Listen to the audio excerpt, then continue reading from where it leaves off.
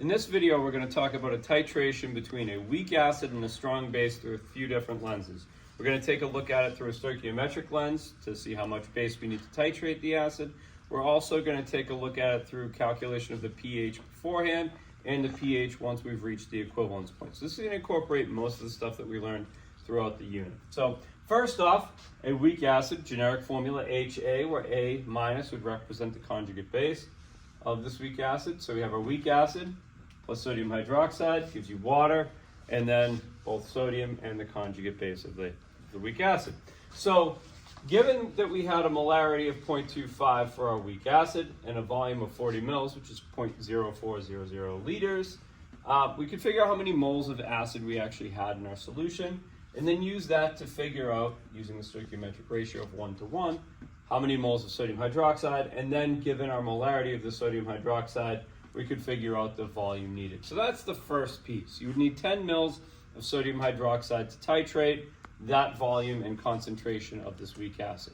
So before we actually did the titration, however, we had an acidic solution. But because it's a weak acid with a Ka of 4.0 times 10 to the negative 6, it's not like you can just take the 0.25 and take the negative log of that to get our pH. So since it's a weak acid, it's only going to ionize to a certain extent.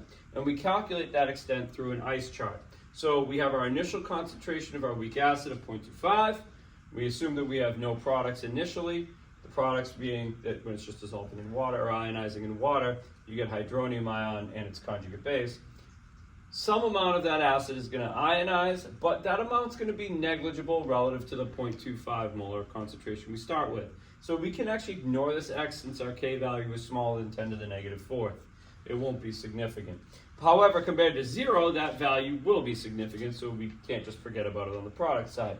So we represent that amount that forms as X, and then we take our Ka expression and we plug in our values that we have at equilibrium. So X representing our hydronium ion and our conjugate base, where the hydronium ion is what we're going to use to get the pH over our initial concentration of the weak acid.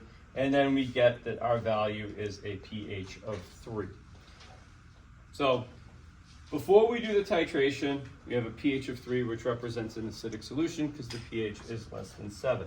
Now, since it's a weak acid and a strong base, we would expect that the pH at the equivalence point would be higher than 7, and our titration curve would look something like this, where we actually, compared to a strong acid, which would be relatively flat at the bottom, we're actually going to increase in pH as we go, and then our equivalence point is going to be higher than 7. But exactly what would the pH be?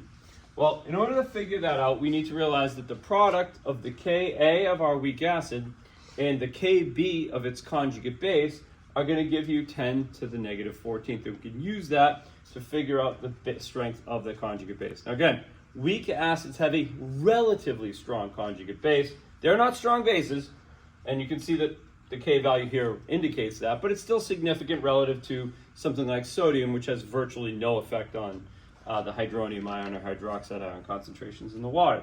So we can use this Kb value for our conjugate base to figure out what the pH would be at the equivalence point. So first off, we're going to get one conjugate base for every sodium hydroxide used, or you could have used weak acid that we consumed. So we got 0.010 moles, and remember when we're doing the K expressions, we need to use molarity. So we would take that number of moles and divide it by our new volume of the 40 mils of the base plus the 10 mils of the acid, and we would get a molarity of 0.20 for our conjugate base. So again, very small, way less than 10 to the negative 4th. We could ignore our loss of the conjugate base, but we are going to produce our weak acid and hydroxide. So this will basically take a hydrogen from the water to produce hydroxide ions, which you can use to calculate the pOH and eventually the pH. And when we plug everything in here, we get that our hydroxide ion concentration is 2.2 times 10 to the negative 5th. Taking the negative log of that, we get a pOH of 4.65. And since our pH and our pOH have to add up to 14, we would get a pH at the equivalence point of 9.35, which is in fact slightly basic. So this is a fairly inclusive problem that incorporated a lot of things that we learned throughout the unit.